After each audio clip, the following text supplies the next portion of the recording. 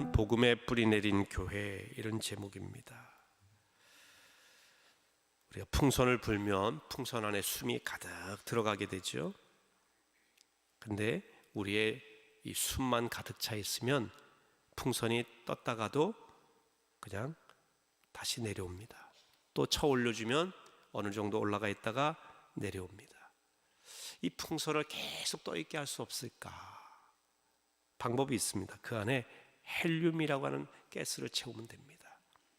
목소리 좀 이상해지는 거 있지 않습니까? 풍선에 헬륨 채웠다가 그걸 약간 들이마시면 목소리가 앵앵거리는 목소리가 나는 이 기체가 헬륨이라고 하는 것입니다. 이 헬륨이 들어가면요 계속 떠 있어요. 이 복음은 풍선 안에 헬륨과 같은 역할을 합니다. 이 복음이 빠진 성도와 교회는 일시적으로 사명을 감당해서 조금 떠 있는 것 같습니다. 사명을 감당하기 위해서 좀 떠 있어요. 그런데 다시 내려와. 다시 뭔가 인간적인 노력을 해서 다시 쳐 올리면 다시 풍선이 떠 있게 됩니다. 그것처럼 우리가 우리의 힘, 우리의 인간적인 생각과 노력만으로 하나님의 일을 한다고 한다면 오래가지 않는다는 거예요. 여러분, 예를 들어서 우리 교회에서 선교회에서 때로는 임원으로 또 여러 가지 교사로 성가대로 봉사를 하는데 열심히 처음에 하시다가 인간적인 관계에 지치고 또 시간상으로 또 지치고 여러 가지 물질적인 어려움도 생기고 또 관계에서 부딪힘도 있고 그러면 이렇게 쭉 내려옵니다. 또 격려하면 또 그 일을 하다가도 그것이 한계가 있죠. 그런데 이 헬륨과 같은 우리가 복음에 깊이 잠겨서 그분의 은혜를 경험해서 그분을 바라보고 우리가 일을 감당할 때는요 내려오질 않아요. 사람의 말과 평가가 문제가 되질 않습니다. 우리가 복음으로 가득 채운다고 하는 것은 이처럼 중요한 것입니다. 복음으로 가득 찬 성도와 교회는 복음의 열정으로 인해서 사명의 창공을 날마다 날아오를 수가 있는 것입니다. 그래서 복음은 기독교의 시작과 끝, 알파와 오메가입니다. 진정한 그리스도인이 살아갈 힘은 이 복음이고, 복음을 깊이 경험하면 경험할수록 우리는 하나님께서 주신 사명을 넓게 감당할 수가 있는 것입니다. 초대 교회는 복음이 전해지는 곳마다 하나님의 구원의 능력이 나타났습니다. 복음을 듣는 사람들이 마음의 감동을 받았어요. 예수님을 믿기로 결단하는 일들이 생겨서 심지어 복음에 깊이 잠긴, 하나님의 성령의 은혜에 깊이 잠긴 사도들이 복음을 전할 때 하루에 3,000명이 회개하고 돌아오는 역사도 일어났습니다. 그러니까 하나님의 복음의 역사는 인간이 감히 측량할 수가 없습니다. 복음을 듣는 이마다 저주에서 생명으로, 오늘 우리 찬양하는데 참 그 십자가의 은혜에 대해서 얘기하는데 우리가 저주에서 용납으로, 그리고 원수에서 연인이 되기도 하고, 주님의 창기와 같이 부족한 우리를 하나님의 자녀로 삼아주시고 말이죠, 변화되는 역사가 일어나는 것입니다. 복음을 경험하게 되면 달라져요. 마치 이 풍선 안의 헬륨처럼 우리로 하여금 날마다 기쁨의 창공을 날아오르게 하는 것입니다. 이처럼 놀라운 복음의 변화를 경험한 바울은 오늘 본문에서 로마서 1장 16절에서 뭐라고 하느냐? 복음을 부끄러워하지 아니하노니. 여러분, 오늘 우리가 신앙생활하는 이 시대는 참 예수 믿기가 쉽지 않은 시대가 되었어요. 기독교를 보고 개독교라고 많이 하고 부정적인 이야기들이 너무 많이 인터넷에 오릅니다. 그러다 보니까 교회 다니고 신앙생활하는 우리가 복음을 부끄러워할 때가 있어요. 교회 다니는 걸 부끄러워합니다. 예수 믿고 신앙생활하는 것을 부끄럽게 여길 때가 많이 있어요. 누구한테 얘기도 못해요. 내가 교회 다닌다는 것을 몰래 숨기기도 합니다. 직장에서, 학교에서, 이웃과의 관계에서. 그런데 지금으로부터 2000년 전 사도 바울의 시대는 예수 그리스도를 믿고 교회 다니기가 훨씬 더 어려운 시대예요. 오히려 복음을 전하고 예수를 증거하면 목숨이 위태로운 상황이에요. 오늘날 부끄러운 정도, 사람들에게 얘기하기 어려운 정도가 아니라 목숨을 걸어야 되는 그런 삶의 상황이에요. 그런데 이런 상황에서도 사도 바울은 이 복음이 생명이고, 이 복음 때문에 우리가 영원히 살 수 있고, 이 복음을 믿고 보니까 우리 인생이 달라진다는 것을 깨닫고 난 다음에 뭐라고 했느냐? 내가 복음을 부끄러워하지 아니하노니 그랬어요. 사랑하는 성도 여러분, 하나님의 말씀 복음을 부끄러워하지 마시기를 바랍니다. 교회에 나가는 걸 부끄러워하지 마세요. 예수님이 나를 위하여 죽으셨는데 그 예수님을 전하고 내가 예수 믿는다는 사실을 부끄러워한다는 것은, 이것은 하나님의 은혜를 모르는 일입니다. 내 아버지가, 이분이 내 아버지라고 얘기하는 걸 부끄러워하는 거예요. 우리의 아버지를 아버지라고 얘기하지 못하는 것은, 그것은 불효 아니겠습니까? 우리가 세상에서도 이 아버님을, 우리 아버님을 직분이 어떠하든지, 직장이, 또 신분이, 학력이 어떠하든지 나에게 생명 주신 아버지잖아요. 어머니지 않습니까? 그걸 부끄러워해서는 결코 안 되는 겁니다. 자랑스러운 부모님이에요. 육신의 부모님이 그럴진데 우리에게 생명 주신 하나님 아버지를, 온 인류를 창조하신 그분을 부끄러워한다는 것은 우리의 신앙이 부끄러운 신앙이라는 거예요. 복음을 부끄러워하지 마세요. 2000년 전 초대교회 성도들의 가슴을 뛰게 했던 그 복음, 그래서 복음을 부끄러워하지 않고 담대히 복음을 전했던 그 복음이 오늘 우리들에게도 똑같은 감동을 주고 있다는 사실을 기억하시기를 바랍니다. 이 복음을 헬라어로 유앙겔리온이라고 해요. 복음이란 말은 말 그대로 복된 소식, 좋은 소리, 좋은 소식, 그런 뜻인데요. 그 이 유래가 있어요.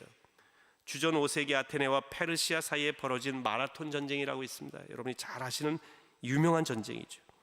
이 아테네는 고작 9,000명이었고 대결하는 페르시아는 3만 명의 대군입니다. 전쟁의 승패에 따라 아테네 시민들의 생사가 결정되기도 하고 자칫하면 노예가 될 수도 있고요. 그런데 9,000명 대 3만 명이기 때문에 승리보다는 패배가 예상되는 상황이죠.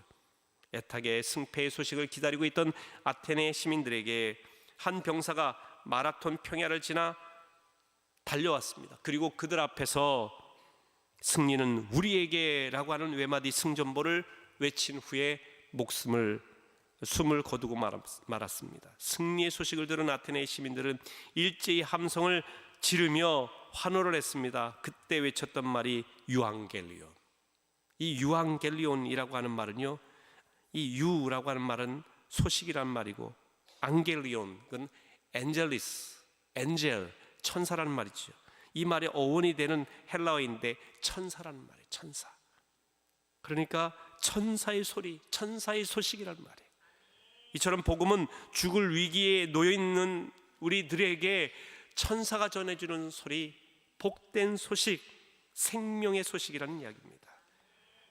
과연 이런 복음의 감격과 기쁨이 오늘 우리들의 신앙의 삶 가운데 있는지 돌아보아야 됩니다. 목숨을 걸고 마라톤 평야를 건너와서 승리가 우리에게 왔다 라고 외치는, 바로 우리가 승리했다, 우리가 이겼다 라고 외치는 그 소리가 앙겔리온, 유앙겔리온, 복음이라는 거예요. 여러분, 우리가 예수 그리스도로 인해서 죽음에서 승리한 소식, 죄와 사망에서 자유케 되었다는 이 소식이 유앙겔리온이에요. 이건 부끄러운 소식이 아니에요. 온 인류를 위한 기쁨의 소식입니다. 그래서 예수님 탄생할 때도 누가복음 2장 14절에 보면 천사가 하늘에서 모든 사람에게 이 예수님의 탄생의 소식은 하늘에 있는 영광이 이 땅에 많은 이들에게 평화의 소식이라고 말하지 않습니까? 모든 사람을 위한 평화의 소식, 구원의 소식이 바로 유앙겔리온, 복음이라는 겁니다. 이 시대의 교회가 안고 있는 문제는 윤리나 도덕의 부재 때문에 생기는 문제가 아닙니다. 물론 문제가 그렇게 겉으로 나타나지만 보다 더 근본적인 문제는 복음이 약화되었다는 거예요. 복음에 대한 확신이 약해졌다는 겁니다. 복음의 능력을 단지 하나님 나라 천국 가는 것으로만 우리가 한정시키고 있다는 것입니다. 이 복음은 모든 삶에 영향을 주는 겁니다. 오늘 본문 말씀 다시 한번 읽어봅니다. 시작. 내가 복음을 부끄러워하지 아니하노니 이 복음은 모든 믿는 자에게 구원을 주시는 하나님의 능력이 됨이라. 먼저는 유대인에게요 그리고 헬라인에게로다. 복음은 모든 믿는 사람들을 구원하시는 하나님의 능력이라고 그랬어요. 따라하십시다. 복음은 능력이다. 하나님의 말씀은 능력이다. 십자가는 능력이다. 아멘. 여러분, 능력이에요. 능력.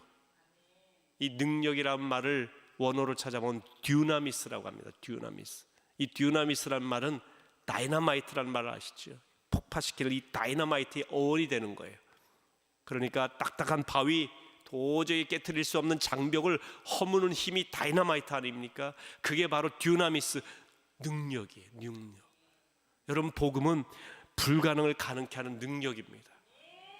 마음의 장벽을 허무는 능력이에요. 원수의 관계를 허물어버리는 능력이 복음의 능력입니다. 구원받을 수 없어서 영원히 멸망할 수밖에 없는 그들을 구원해내는 능력입니다. 그래서 여러분, 하나님의 말씀은 읽기만 해도 우리의 심령에 감동이 있고 때로는 사람을 감화시키는 능력이 있어요. 하나님의 말씀의 능력을 믿으시기를 바랍니다. 우리 인생의 진학과 취업, 건강, 경제, 대인관계, 여러 가지 삶의 문제들로 절망한 이들을 구원하는 것이 바로 복음의 능력입니다.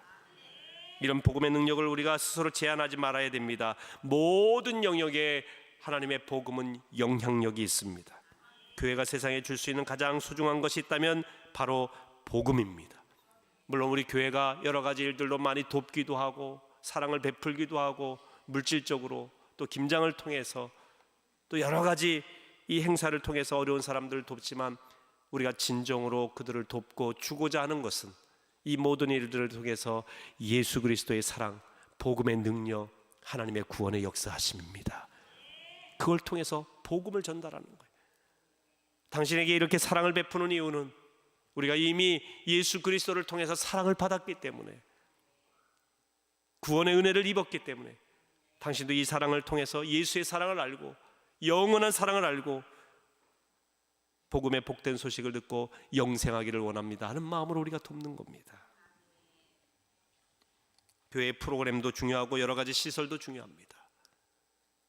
교제도 중요하고 행사도 중요합니다. 그러나 그것만으로는 열정을 일으키거나 지속시키지 못합니다. 오직 복음만이, 하나님의 말씀만이 꺼지지 않는 열정의 불을 지필 수가 있는 겁니다. 이 열정을 끝까지 유지할 수 있는 힘은 복음이에요. 그래서 우리는 복음에 깊이 뿌리를 내려야 돼요. 복음에는 사영리가 있습니다. 성경 전체가 복음인데 그 중에 이 핵심적인 복음을 사영리라고 해요. 첫째는 뭐냐? 하나님이 세상을 창조하셨다는 겁니다. 하나님이 우리를 만드셨다는 거예요. 그래서 하나님이 온 우주 만물과 여러분의 주인이라고 하는 사실입니다. 이게 첫 번째 중요한 거예요. 두 번째는 하나님이 우리를 아름답게 창조하셨지만, 보시기에 심히 좋은 인생으로 창조하셨지만 인간은 하나님의 명령을 어기고 불순종하여 죄를 짓게 되었어요. 세상에 죄가 들어온 겁니다. 불순종과 교만의 죄를 비롯해서 온 인류에 죄가 들어왔어요. 우리는 죄인이에요. 아담과 하와 이후에 태어난 모든 인류가 죄인이 됩니다. 우리는 때로는 이렇게 얘기하죠. 아담과 하와가 지은 죄가 나와 무슨 상관이 있느냐 라고 말할 수 있을지 모릅니다. 여러분이 태어날 때 김씨, 이씨, 박씨, 최씨, 정씨 이런 성을 갖게 된 게 여러분의 의지와 상관이 없잖아요. 태어나 보니까 그렇게 된 인생 아니겠습니까? 난 김씨 너무 많아서 싫다, 다른 성씨 하겠다고 해서 될 수 있는 게 아니잖아요. 그 성씨로 태어난 거예요. 우리는 모두가 죄씨로 태어난 겁니다. 죄인된 인생으로 태어난 것이고 죄의 뿌리 가운데 있어요. 그렇기 때문에 누구나 구원받지 않고는 안 되는 인생입니다. 모든 인생이 죄인이에요. 그래서 사람들은 조금만 시간 있고 여유가 있으면 의로운 생각보다는 죄된 생각으로 흐르기가 쉬워요. 사람의 생각과 뿌리 자체가 그렇기 때문에 그래요. 우리는 모두 죄인이에요. 이 죄인이라는 사실을 인정할 때에 구원의 역사가 시작되는 겁니다. 첫째는 하나님이 세상을 아름답게 창조하셨어요. 하나님이 주인이시다. 그러나 우리 인생은 하나님께서 아름답게 창조하신 이 세계에 하나님을 배반하는 죄인이 되었다. 영원히 멸망할 수밖에 없는 그런 죄인이에요. 세 번째 영적 원리는 이러한 죄인을 위해서 아들 예수 그리스도를 하나님이 보내시고 그가 십자가에 죽으심으로 우리에게 구원의 길을 열어놓으셨다는 거예요. 누구든지 예수 믿으면 영생 얻도록 구원의 길을 열어놓으셨어요. 죄인이지만 우리의 죄를 대신해서 죽으신 예수 그리스도의 그 십자가 보혈 공로로 인하여서 우리에게 살 길이 열린 겁니다. 이게 복음이죠. 네 번째 영적 원리는 뭐냐? 이 영적인 아름다운 복음의 원리를 내가 믿어야, 내가 신앙으로 고백해서 믿어야 구원이 내 삶의 현실이 된다. 내가 구원받는 거예요. 성경에 아무리 예수님이 온 인류를 위해서 죽으셨다고, 모든 사람이 예수 믿기만 하면 구원받는다라고 하는 사실을 알기만 해서 우리가 구원받는 게 아닙니다. 그 사실을 나를 위해서 주님이 죽으셨다는 것을 믿을 때에, 내 주님으로 고백하고 모실 때에 내게 구원의 역사가 일어나는 것입니다. 그래서 복음은 남의 복음이 아니에요. 나를 위한 복음, 나를 사랑하신다고 하는 그 소식, 나를 구원하시기 위해 예수님이 십자가에 달려 죽으셨다고 하는 그 놀라운 복음을 오늘 여러분 확신하시고 그 복음에 깊이 뿌리 내리시길 주의 이름으로 축원합니다. 날 위해 십자가에서 죽으신 그 주님의 은혜가 오늘도 여러분의 삶 가운데 계속될 줄로 믿으시기 바랍니다. 할렐루야.